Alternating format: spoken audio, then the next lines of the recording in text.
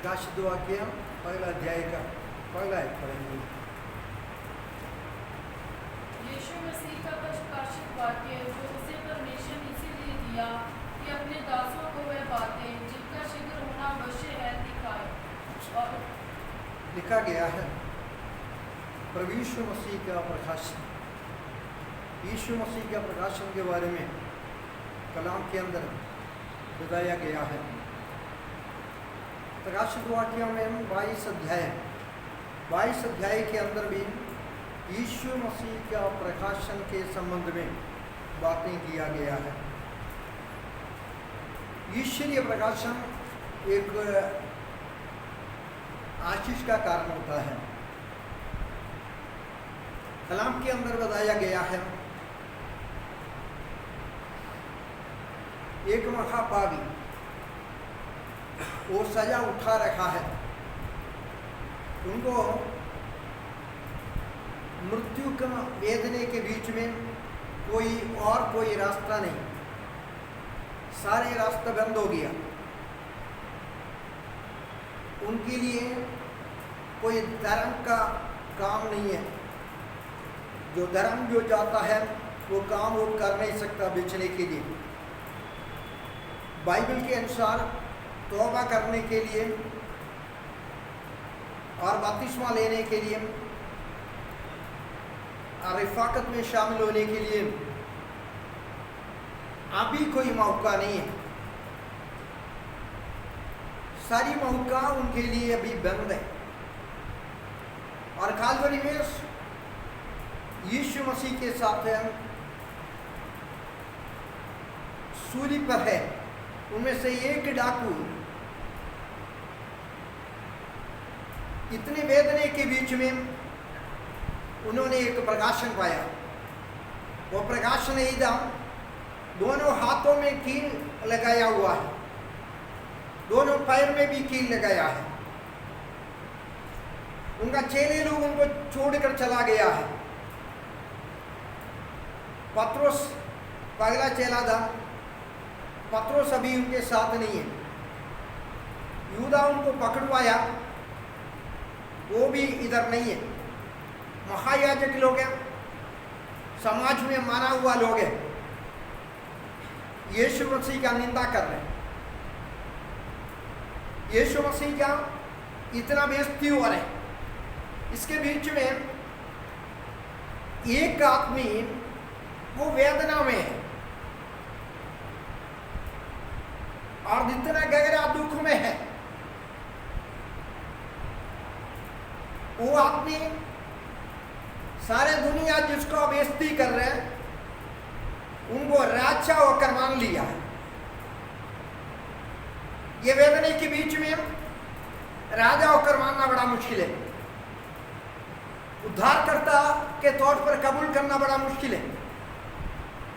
वेदने के बीच में है। उनको एक नया दर्शन मिली है। यह डाकू नया दर्शन के द्वारा,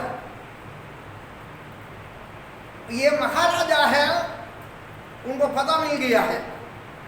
उनका अपराध का पत्र ऊपर पड़ा है, उसमें लिखा है यीशु राजा होने के कारण ये सजा में है, ये दुख उठा रहे। इनका पास सिंहासन नहीं है, सूली है।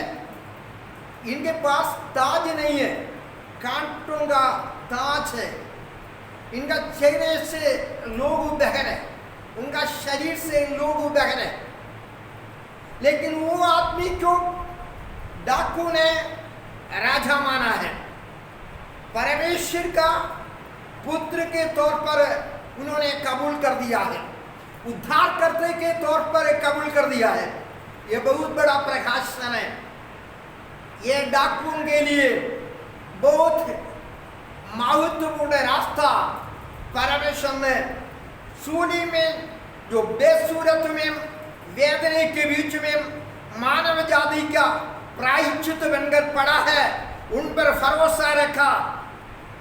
उनके लिए सबसे बढ़िया चीज मिला है। कलाम के अंदर बताया गया है, अच्छा एक दोस्त मिला, वो यीशु है।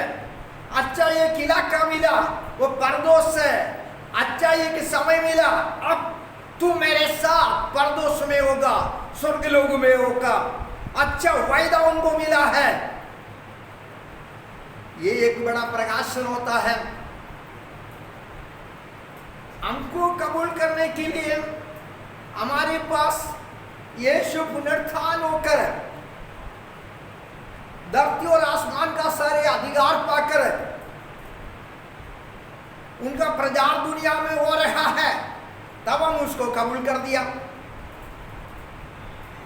ये डाकू के वक्त में यीशु धरती और आसमान का सर्वाधिकारी नहीं है, एक अपराधी है लोगों के सामने। इब्राहिम बाप जब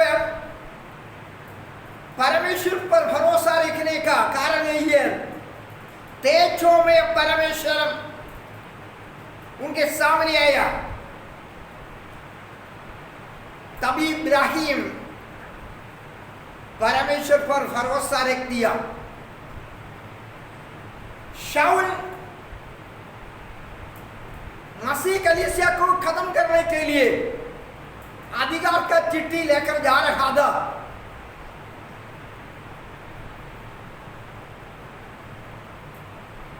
सीरिया का राजधानी दमस्कुस के बादशाह के सामने जब पहुंच गया, तब परमेश्वर का प्रिय पुत्र का दर्शन पाया, इसलिए तौबा किया।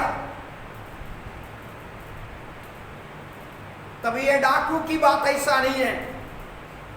तौबा करने का, यीशु पर भरोसा रखने का कोई उपाय उनके सामने उनको दिखाई नहीं दिया।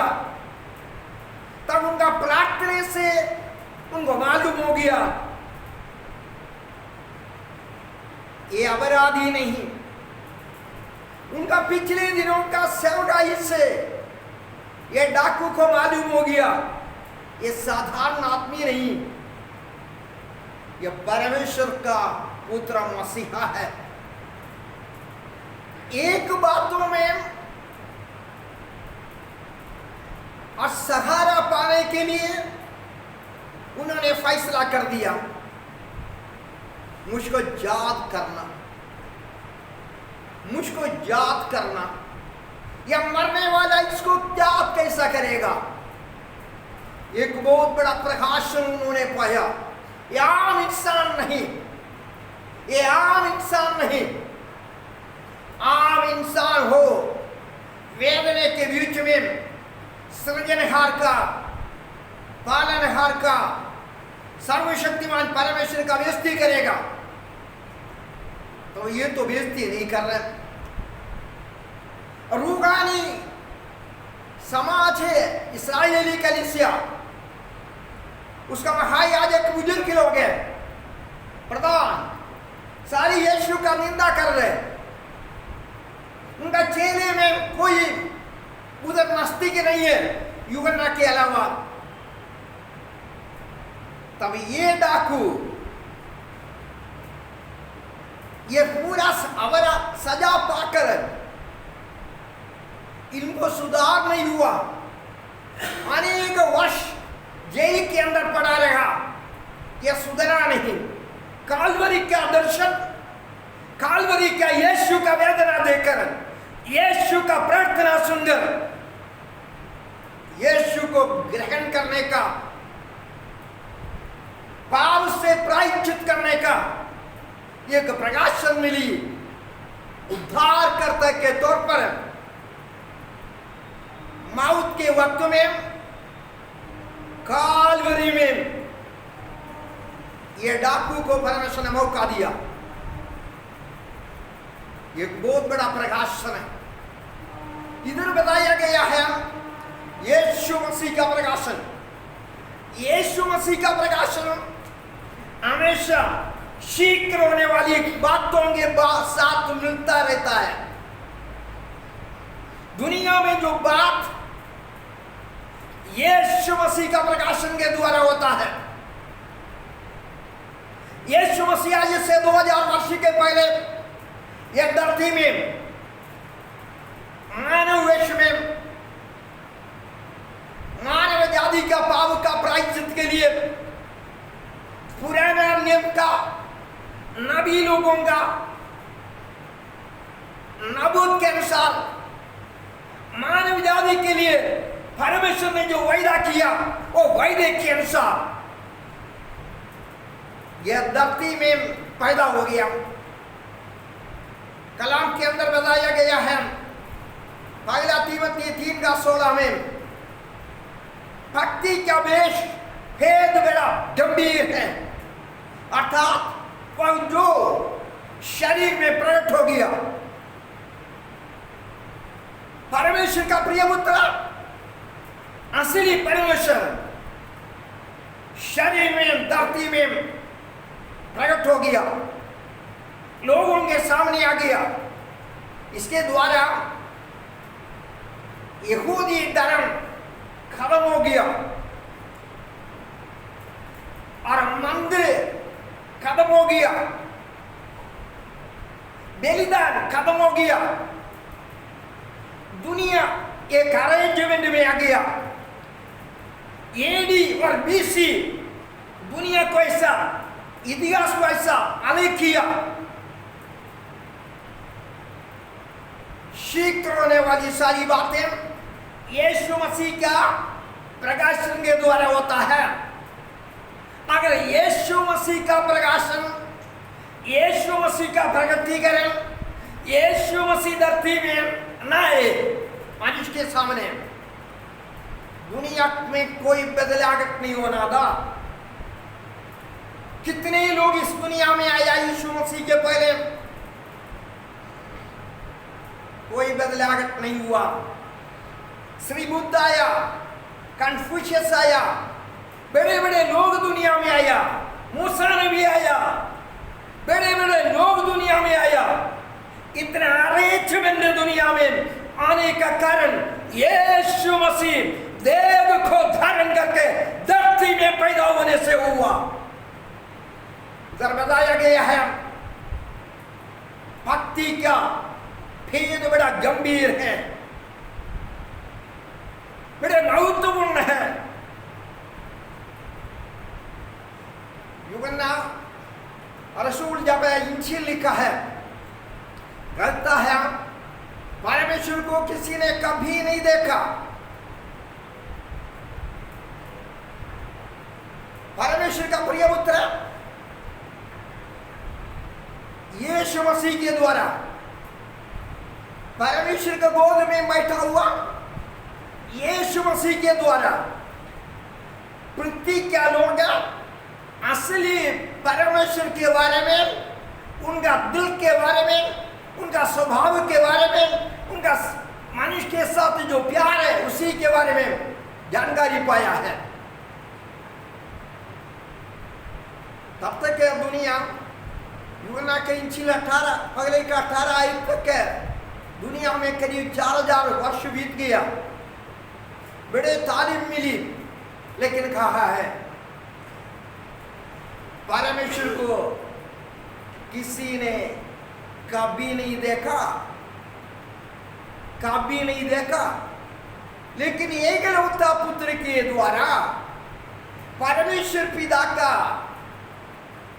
दिल का प्यार, मनुष्य के बारे में यो योजना, मनुष्य को परमेश्वर कैसा संभालना चाहता है, काम बिठाना चाहता है, उसका पूरा प्रोग्राम प्रकाशित हो गया। परमेश्वर के बारे में जानकारी हम सबको मिली है। कलाम के अंदर है ये कहा गया है सनातन राजा, अनदेखी परमेश्वर, अविनाशी परमेश्वर, परम धन्य परमेश्वर, अदैव्य अधिपति, राजाओं का राजा, प्रभुओं का प्रभु और अमर्त्यता में विराजमान, अगम्य रोशनी में रहने वाला, मनुष्य कोई उसको देख नहीं सकता। उस महान परमेश्वर को मानव जाति के बीच में, बिगड़े हुए लोगों के बीच में, नालायक लोगों के बीच में यीशु मसीह प्रकाशित कर दिया। लोगों के बीच में परमेश्वर के बारे में प्रकाशन दे दिया। रोमियो का पुस्तक है पहले अध्याय का 19 आयत में बताया गया है। तो परमेश्वर के विषय में जो जानकारी है, पहचान है, परमेश्वर हमारे मनों के अंदर प्रकट कर दिया है। ये परमेश्वर ने किया है। परमेश्वर के बारे में मनुष्य के बीच में जानकारी देना हो, मनुष्य नहीं दे सकता, क्योंकि परमेश्वर है, परम धन्य परमेश्वर है, अगम्य रोशनी में रहने वाला परमेश्वर है, अमर्त्यता में रहने वाला परमेश्वर है। कोई मनुष्य उसको देख नहीं सकता, तो उसी के बारे में हमको पता देना हो। कलाम कहता है परमेश्वर ने ये काम करना है। परमेश्वर ने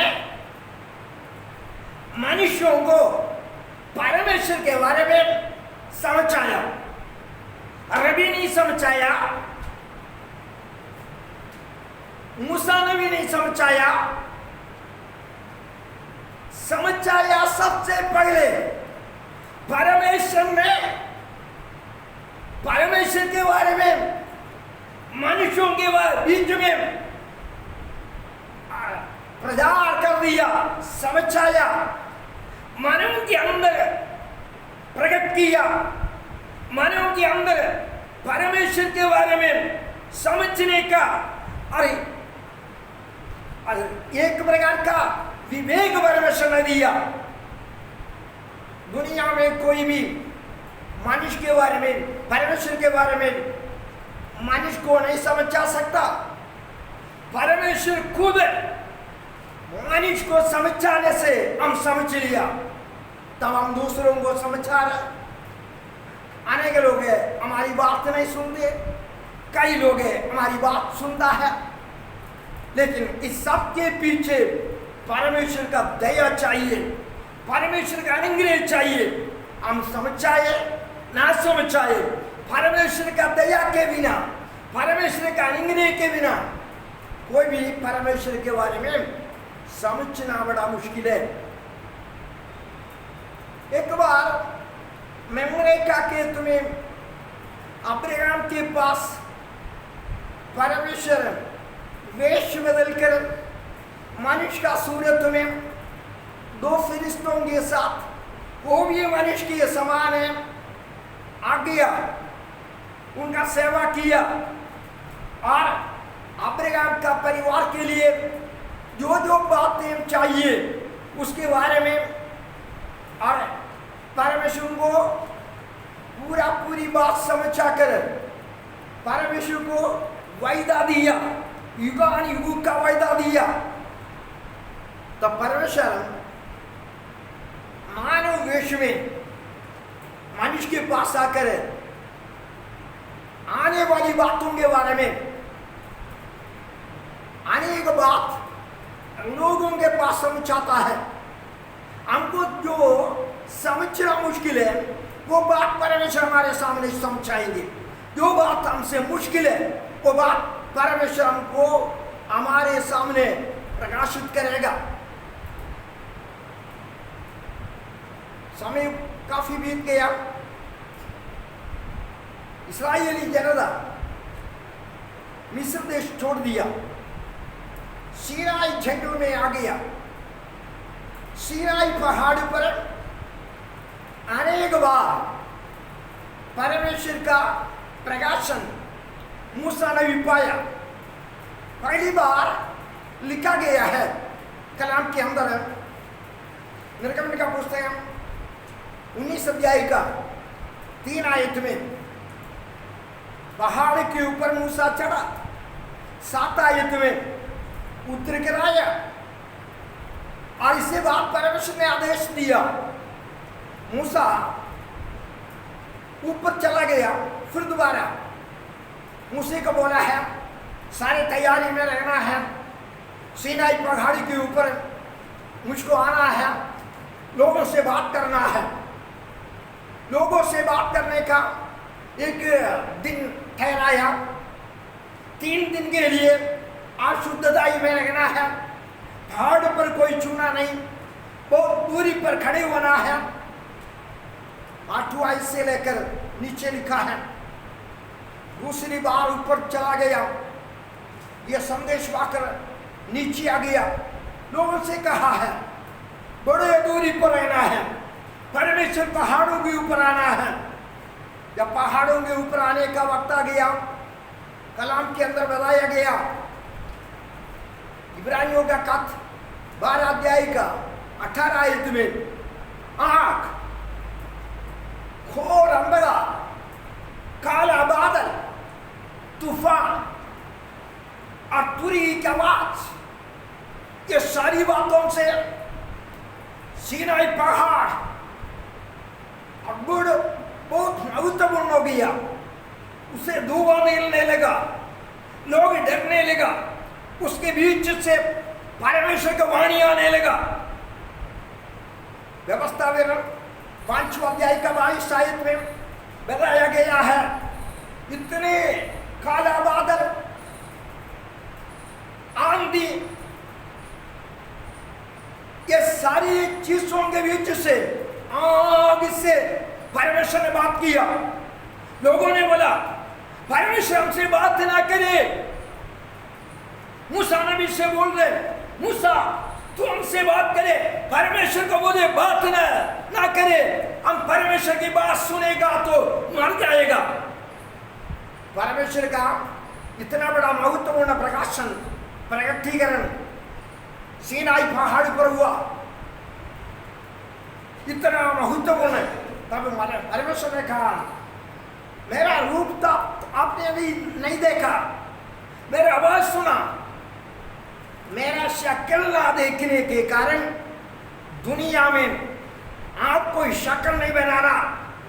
मनुष्यों का, अवृतों का, पक्षियों का और जीव जंतुओं का, मछलियों का किसी का शक्ल नहीं बनाना, क्योंकि तूने सीनाई पहाड़ पर आग के बीच से जो आवाज सुना है तब मेरा सूरत नहीं देखा, इसलिए मेरे सूरत दुनिया का पदार्थों के साथ मिलाना नहीं। परमेश्वर आत्मा है, आत्मा परमेश्वर का सूरत, शक्ल पदार्थों से नहीं बनाना। परमेश्वर आत्मा है, पदार्थ नहीं। परमेश्वर मिट्टी नहीं, परमेश्वर जानवर नहीं, परमेश्वर चिड़ी नहीं, परमेश्वर पदार्थ नहीं है, परमेश्वर आत्मा है। परमेश्वर ने बोला है यरूशलेम के चारों ओर रहने वालों को मैंने ये खराब काम करने के लिए जगह को बंद कर दे दिया।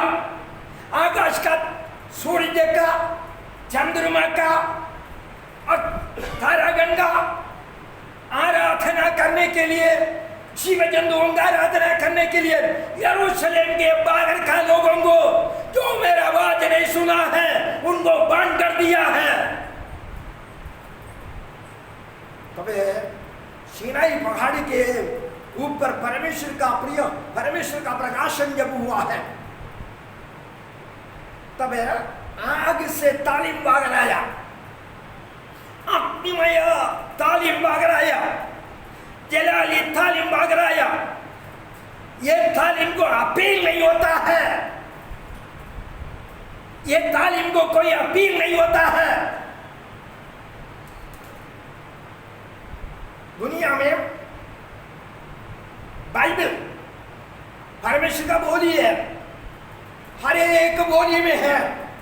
अगर ये 2-3 बोली में है, अपना मन मर्जी से बदली कर सकता है।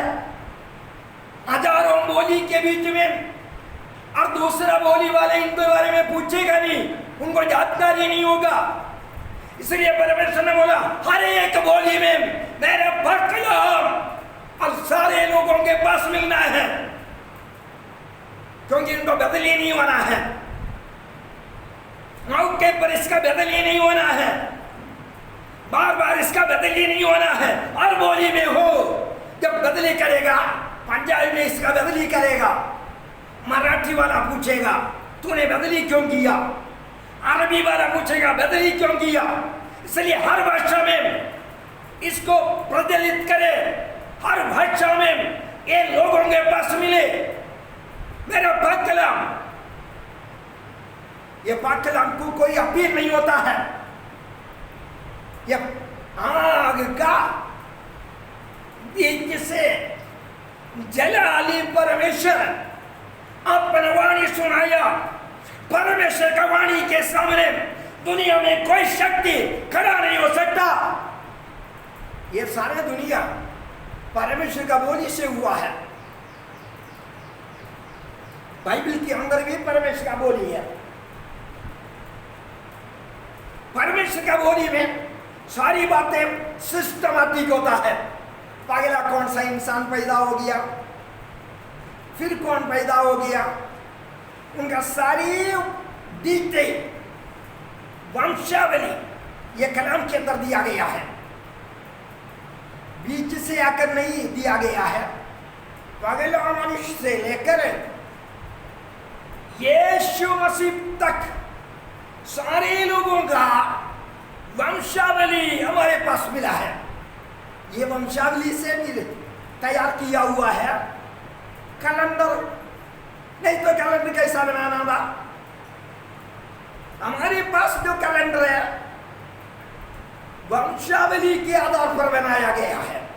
बीसी आदम से लेकर यीशु मसीह तक, तब तक दुनिया ऊंचा सभ्यता पाया, अक्लमंद बन गया। समस्त दुनिया में रोमन सरकार और हुकूमत करना शुरू कर दिया। उसका रिकॉर्ड हमारे पास और इतिहास से मिलना शुरू हो गया। बाइबल के अंदर जो कलाम है परमेश्वर का प्रकाशन के द्वारा लोगों को मिली है। प्रकाशन हमेशा मिलता है, धरती से नहीं मिलता, परमेश्वर की ओर से मिलता है। प्रकाशन वाक्य पहला अध्याय का पहला आयत में दिया गया है। परमेश्वर ने यीशु मसीह को यह प्रकाशन दे दिया।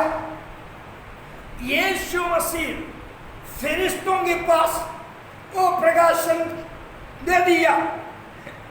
फरिश्ता रसूल यूहन्ना के पास पहुंचा दिया। रसूल यूहन्ना पासवान के पास पहुंचा दिया। पासवान कलीसिया के पास पहुंचा दिया। प्रकाशन अपने मर्जी से नहीं मिलेगा। प्रकाशन परमेश्वर देना है। परमेश्वर यीशु को प्रकाशन दे दिया। यीशु मसीह फरिश्तों के पास दे दिया। फरिश्ता रसूल यूहन्ना को दिया। रसूल यूहन्ना विश्वासी को नहीं दिया। रसूल यूहन्ना पासवान को दिया। पासवान कलीसिया को देना है। ऐसा है प्रकाशन। मर्द से प्रकाशन नहीं मिलता। लोग सोचते हैं मन मर्जी से प्रकाशन मिलेगा। पाक कलाम का प्रकाशन सिस्टमैटिक मिलता है, पढ़ाई से नहीं मिलता, जानकारी से नहीं मिलता। परमेश्वर का प्रकाशन हमारे पास आने का रास्ता इसी प्रकार होता है। अगले आयत में वो ही लिखा गया है। परमेश्वर का प्रकाशन, यीशु मसीह का प्रकाशन इधर 22 अध्याय प्रकाशित वाक्य में एक एक अध्याय में यीशु मसीह का प्रकाशन के बारे में लिखा गया है। उस दिन ऐसा हुआ है, यूहन्ना रसूल परमेश्वर का पाक कलाम यीशु मसीह का गवाह होने के कारण काला पानी में जाना पड़ा, सजा उठाना पड़ा। परमेश्वर का कलाम बोलना सजा का कारण है। आसमानी परमेश्वर का पाक कलाम का प्रचार करना अपराध है, लेकिन उन दिनों का सरकार उसको अपराध माना है, अपराध माना है। जो कलाम परमेश्वर ने आग के बीच से हमारे पास पहुंचाया, आग का कलाम है, ऐसा लिखा है व्यवस्था में, अग्निमय कला, उसका मनादी करना अपराध होता है। लेकिन रोमन सरकार अपराध माना। डोमिशियन कैसर के दिनों में अपराधी क्या सजा देकर एजियन महासागर का पश्चिमोत्तर टापू में यीशु मसीह का प्यारा चेला यूहन्ना को सजा के तौर पर काला पानी में भेजा। अभी यूहन्ना सजा पाया हुआ इंसान है, उनका साथी लोग सारे आराधना में है। हफ्ते का पहला दिन इतवार का दिन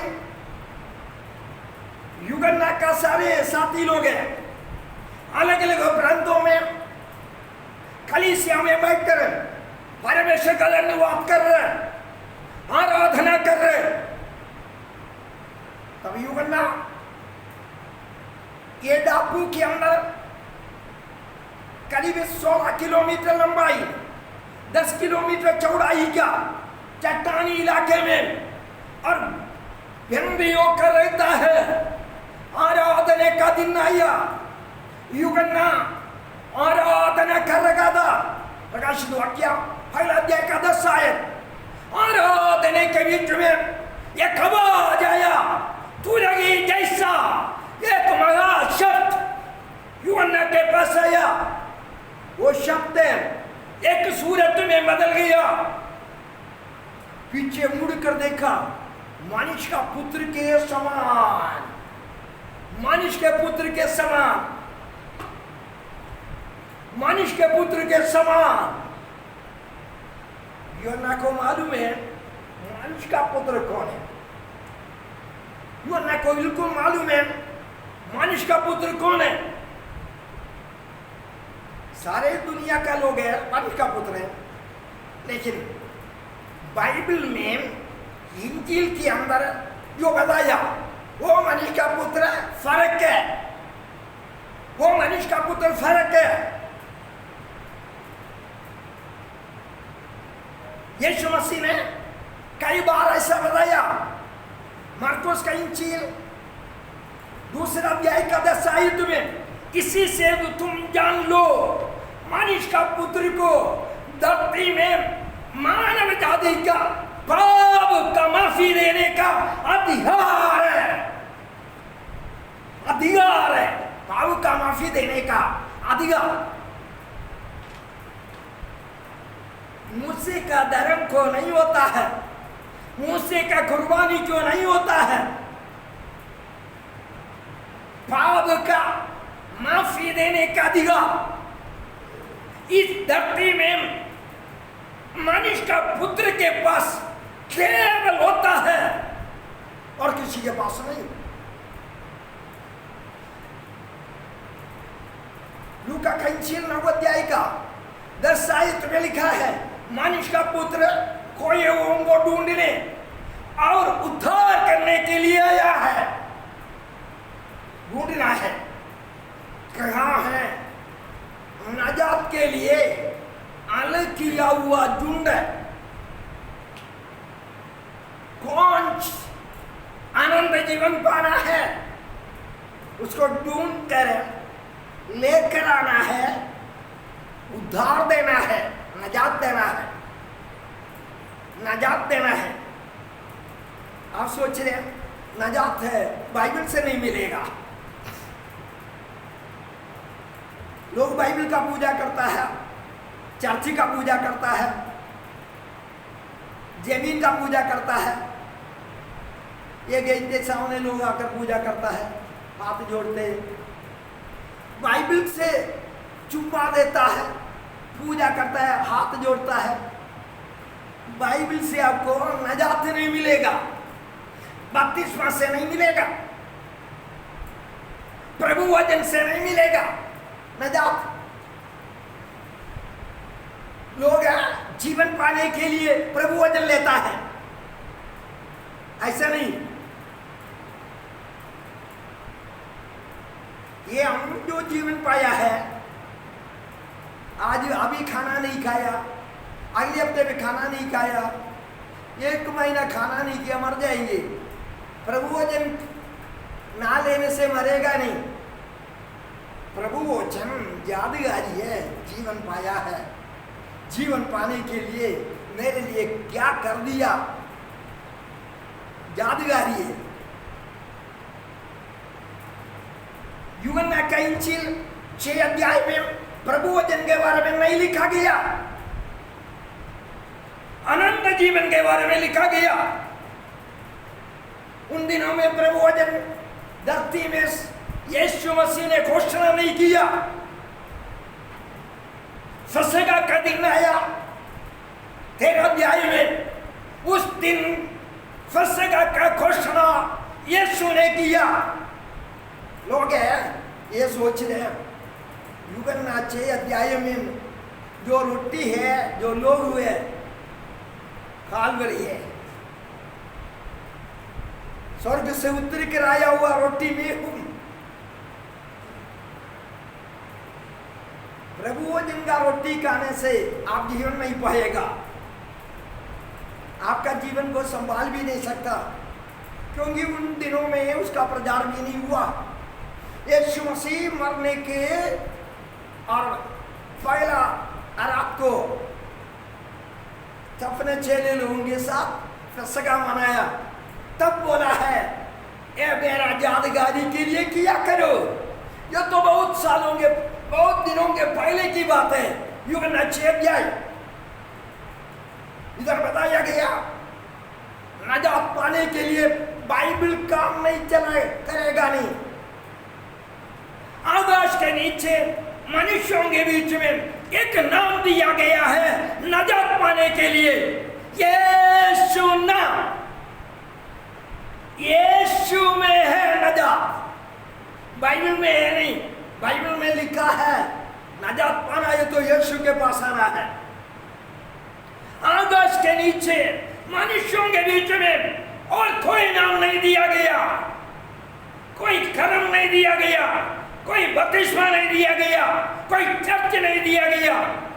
यीशु कलवरी में यीशु के साथ मिलन, यीशु को कबूल करना, यीशु को ग्रहण करना, यीशु को ग्रहण करना। मरकुस 10 अध्याय का 45 आयत में हम सबका पाप के बदले छुटकारा देने के लिए ठहराया हुआ इंसान है,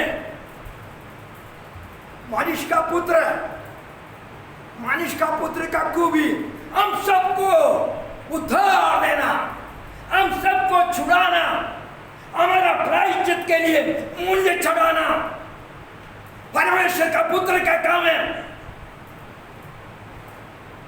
वो छुटकारा पाया हुआ लोगों के लिए बाइबल के अंदर भोजन मिलेगा, रोजाना रोटी मिलेगा, जीवन का मन्ना मिलेगा। रोजाना जीवन में वेदना होगा, बीमारी होगा, पैसे का तंगी होगा, दुश्मनी होगा, तब आपको खड़ा करने के लिए सामर्थ ये कलाम से अब मिलेगा। तौबा करने वालों के लिए कालवरी क्या, यीशु मसीह क्या बलिदान के द्वारा जो जीवन मिली, जीवन देने के लिए, बहुतायत का जीवन देने के लिए मैं धरती पर आया हूं। वो जीवन पाया हुआ लोगों के लिए बाइबल काम करेगा, बाइबल काम करेगा, बाइबल काम करेगा। हमारा देश में सबके पास बाइबल है, सबके पास बाइबल है, सबके लिए काम नहीं करेगा।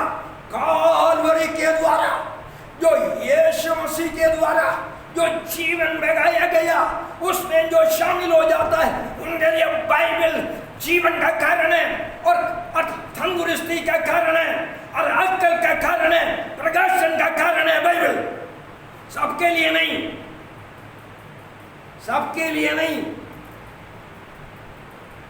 इधर बताया गया है यीशु आपका न्याय करेगा।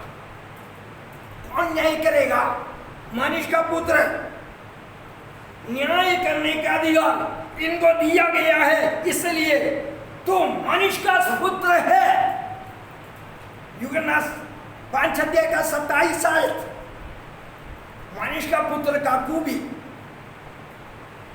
सुसमाचार के अंदर बताया गया। 81 बार बाइबल और सुसमाचार के अंदर यीशु के बारे में मनुष्य का पुत्र, मनुष्य का पुत्र, मनुष्य का पुत्र ऐसा कहा गया है। तो उसके साथ ये भी कहा गया है, क्या उसका खूबी, क्या उनका क्या उनका योग्यता, ये भी उसके साथ बताया गया है। वो दुनिया में किसी को नहीं मिलेगा। न्याय करने का अधिकार दुनिया में पास्टर को नहीं मिलेगा, संडर पास्टर को नहीं मिलेगा, रसूल को नहीं मिलेगा, यीशु को मिलेगा, क्योंकि मनुष्य का पुत्र है, मनुष्य का पुत्र है। कलाम के अंदर बताया गया है मनुष्य का पुत्र कौन है। उत्पत्ति का पुस्तक 3 अध्याय का 22 आयत में कहा गया है, परमेश्वर यहोवा कहता है, अब मनुष्य हम में से एक के बराबर हो गया। मनुष्य के बराबर का एक हमारा झुंड में है, फिरिश्तों का झुंड में नहीं, गब्रियल का झुंड में नहीं, आर्कोस का झुंड में नहीं, रफाएल का झुंड में नहीं, मिखाइल का झुंड में नहीं, केरुबीन का झुंड में नहीं। परमेश्वर यहोवा कहता है, अब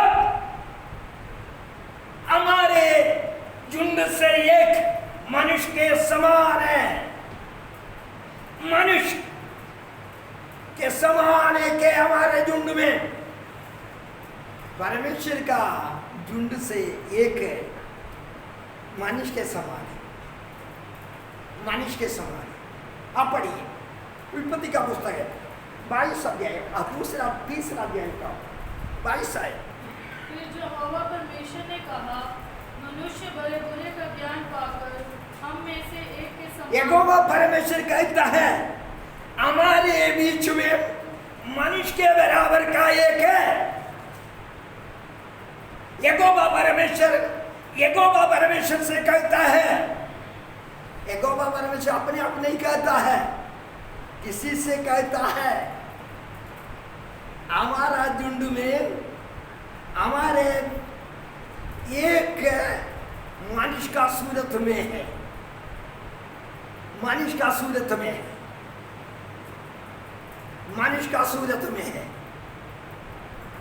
हमारे झुंड में एक मनुष्य के समान है। वो कौन है? सुसमाचार के अंदर बताया गया, यीशु मसीह ने खुद बताया, ये हूं और कोई नहीं। यीशु है वो, यीशु परमेश्वर नहीं है और परम परमेश्वर है। कलाम के अंदर बताया गया, अपना है रोमी 9 अध्याय का 5 आयत।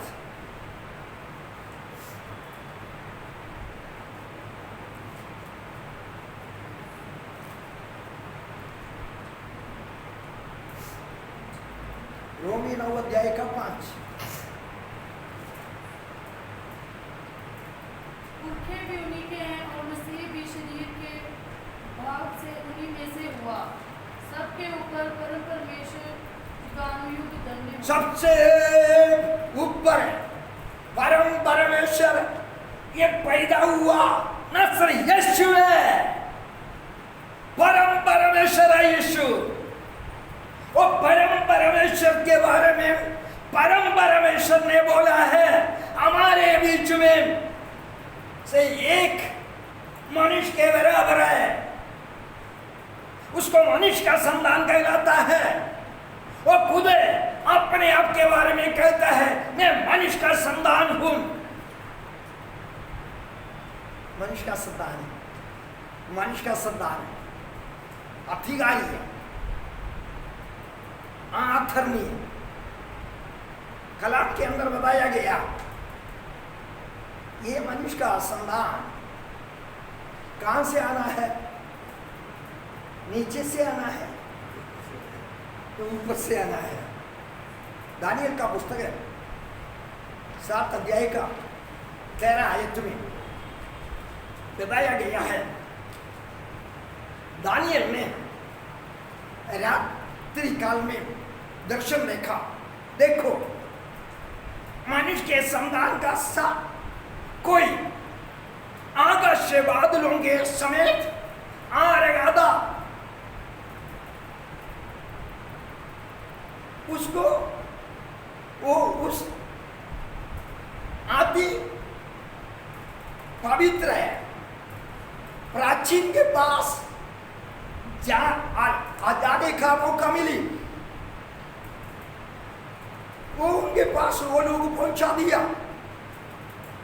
तो पहुंचाने के बाद ऐसा प्रभुता मिली, ऐसा और महिमा मिली, ऐसा राज्य मिली, और देश देश का लोग है, भाषा भाषा बोलने वाला लोग है, अलग अलग जात का लोग है, उसके अधीन रहने का उसका राज्य हमेशा बना रहेगा। उसका हुकूमत अविनाशी होगा। अपना है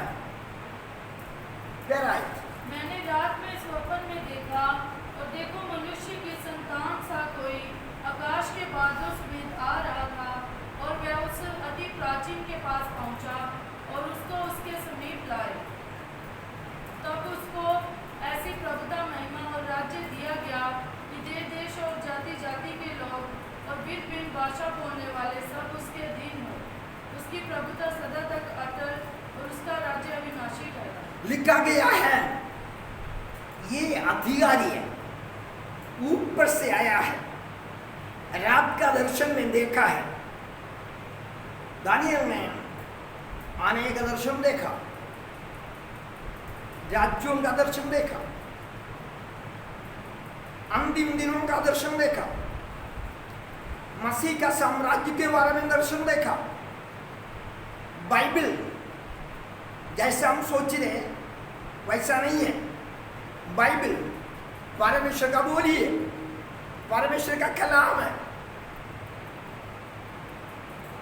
समस्त दुनिया का हर एक बोली में ये बाइबल होता है। इसलिए होता है बाइबल को कोई बदले ना, एक भाषा बोलने वाला इसको बदल कर नया ना बनाए, तब दूसरा देश का लोग पूछेंगे क्यों बदला है। हर एक भाषा में बाइबल का अनुवाद सही है। इसका ओरिजिनल से लेकर अभी तक का पुस्तक है, सबके पास मिलने का सुविधा है। पहले दिनों में जो लिखा है वहां से लेकर बाइबल सबके और सबको मिलने का सुविधा है। ये नहीं एकदम सामने आ गया 5000 वर्ष का पुराना, 2000 वर्ष का पुराना हमारे पास इसका मूल ग्रंथ होता है। इसलिए बाइबल सच है, परमेश्वर का वाणी है। इसको कोई बदला नहीं। इसलिए बोला तू धर्मशास्त्र के अंदर फर्क कर देख लो, कोई बदला है। यीशु ने चेलों से बोला धर्मशास्त्र के अंदर फर्क कर देख लो, कोई शब्द बदला है? मूसा कानून में जो लिखा है उसमें से कोई बदला है? नहीं, कोई नहीं बदला है। यशायाह नबी क्या समय का पुस्तक बदला है? नहीं बदला है।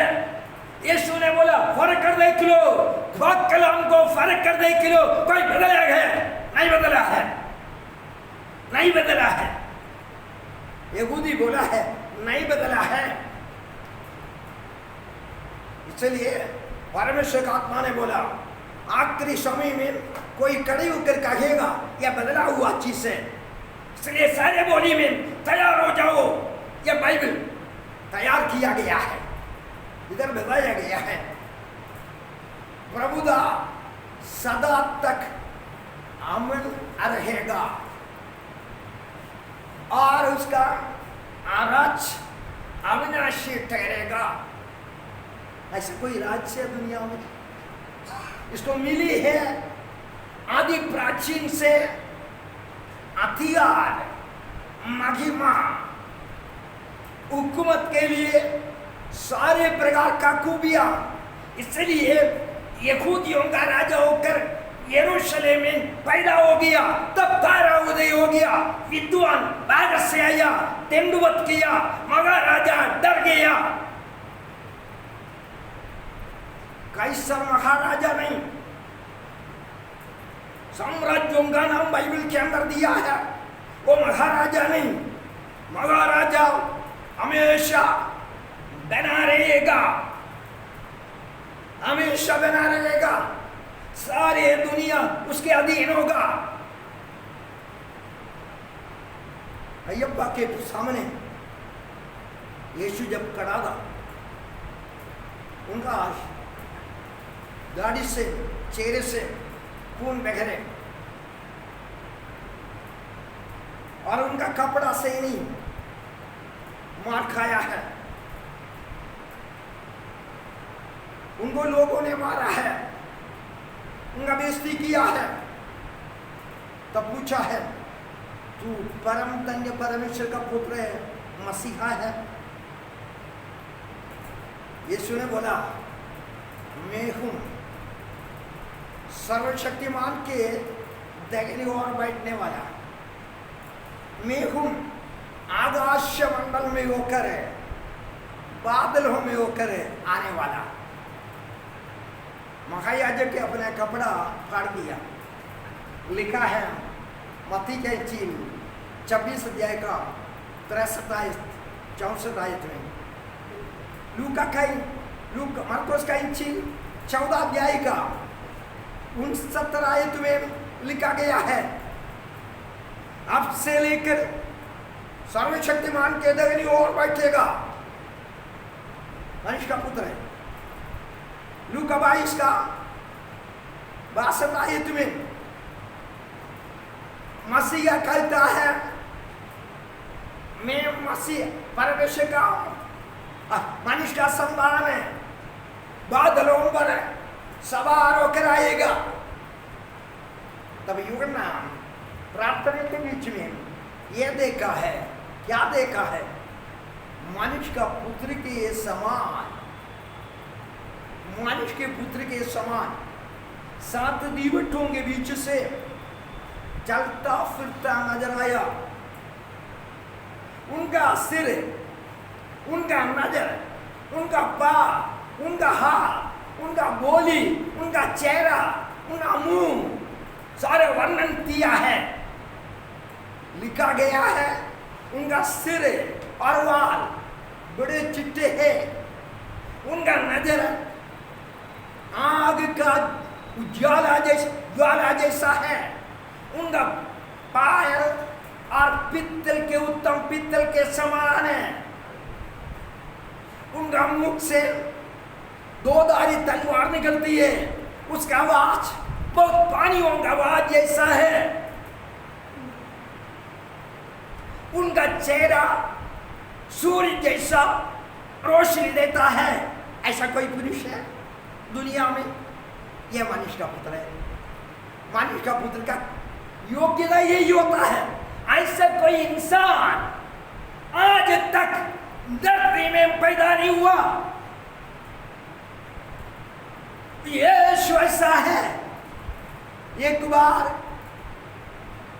शाऊल वो उनका दर्शन देखा, उनका नजर का रोशनी खत्म हो गया। कोई मनुष्य का दर्शन देखकर नजर का रोशनी खत्म होगा? दुनिया में ऐसा कोई नहीं होता है। प्रेरितों का पुस्तक 9 अध्याय में लिखा है, यीशु मसीह का जलाली प्रकाशन मिली देखी और शाऊल नीचे गिर गया। उनका नजर से रोशनी चला गया। वो यीशु को बुला रहे, तू कौन है प्रभु? तब यीशु ने बोला, मैं यीशु है, यीशु प्रभु है। शाऊल कभी नहीं माना यीशु प्रभु है। नासर यीशु प्रभु करके शाऊल कभी नहीं माना। इसलिए मसीह लोगों को मारने के लिए गया। नासरी यीशु अपराधी है, धोखा देने वाला है, मूसा का विरोधी है, मंदिर का विरोधी है। शाऊल ने यह सोचा था, लेकिन दमस्कुस के पात्र के सामने शाऊल पूछ रहे, प्रभु तू कौन है? वो जलाल के अंदर शाऊल पड़ा है, नीचे पड़ा है। बेसगार होकर तब एक आवाज शाऊल पूछ रहे, प्रभु तू कौन है? उत्तर में यीशु है। यीशु प्रभु है, यीशु प्रभु है। यीशु छोटा है, यीशु लोगों के सामने आदरणीय नहीं है, लेकिन यीशु प्रभु है, यीशु प्रभु है। नजात का कारण वही होता है, यीशु प्रभु है। यह प्रकाशन कलीसिया को चाहिए। यूहन्ना रसूल यह प्रकाशन पाया है। कहाँ पाया है? पाया है चीन महासागर का डाकू पासमोस में इतवार का दिन आराधना के बीच में आत्मा से भरपूर होकर प्रकाशन पाया है। तब इससे बहुत दूरी पर है आसिया का कलीसिया। आसिया का कलीसिया, एफेसुस कलीसिया, स्मुर्ना कलीसिया, पेरगमुन कलीसिया और तुयतैरा कलीसिया, सरदीस कलीसिया और फिलाडेल्फिया कलीसिया, लवोदिकिया कलीसिया। एक आयत पढ़ना है एफेसुस कलीसिया का प्रकाशित वाक्य 2 अध्याय का पहला आयत। अफिसुस की कलीसिया के दूत को जे लिख, जो 7 तारे अपने दाहिने हाथ में लिए हुए है और सोने की 7 दीप्तों के बीच में फिरता है, वह ये कहता है कि इधर लिखा गया है एफेसुस कलीसिया में उसका प्रकाशन है। 7 तारे हाथ में लिया हुआ, दीवटों के बीच में और चलने फिरने वाला एक, वो पहला अध्याय में यूहन्ना ने देखा। वहां वो एफेसुस कलीसिया में अगला और आखिरी सरदीस कलीसिया में, स्मुर्ना कलीसिया में जो मरा हुआ था अब तो जीवित है। सारे कलीसिया में उसका प्रकाशन है। यूहन्ना जो एफेसुस कलीसिया या पसमोस डाकू में जो देखा है उसका प्रकाशन सारे कलीसिया में है। एक कलीसिया में नहीं, सारे कलीसिया में है। एक ही कलीसिया में नहीं है, सारे कलीसिया में यूहन्ना ने 100 और किलोमीटर दूरी पर जो प्रकाशन देखा, वो प्रकाशन कलीसिया में भी लोग देखना है, कलीसिया में भी लोग देखना है। 7 आयत 2:7। जिसके कान हो वह सुन ले कि आत्मा कलीसिया से क्या कहता है। कलीसिया उनसे, एक कलीसिया नहीं, एक कलीसिया नहीं, 7 कलीसिया नहीं, आदि का सारे कलीसियाओं में यीशु मसीह का प्रकाशन देखना है, यीशु मसीह का प्रकाशन देखना है। उन दिनों का कलीसिया में नहीं, इन दिनों का सारे कलीसियाओं में यीशु मसीह का प्रकाशन देखना है, सारे कलीसियाओं में। यूना ने देखा, दापू ने देखा, उधर का पास्टर लोगों ने देखा, कलीसिया देखा और कलीसियाओं में देखा। इन दिनों का लोग है, बोला सारे कलीसिया। अगला आयत में बताया गया कलीसिया या फसोस का, 8वां आयत में बोला कलीसिया अस्मुरना का, और 5वां आयत में और 8 आयत में बोला 12 आयत में बोला परगमोन का कलीसिया।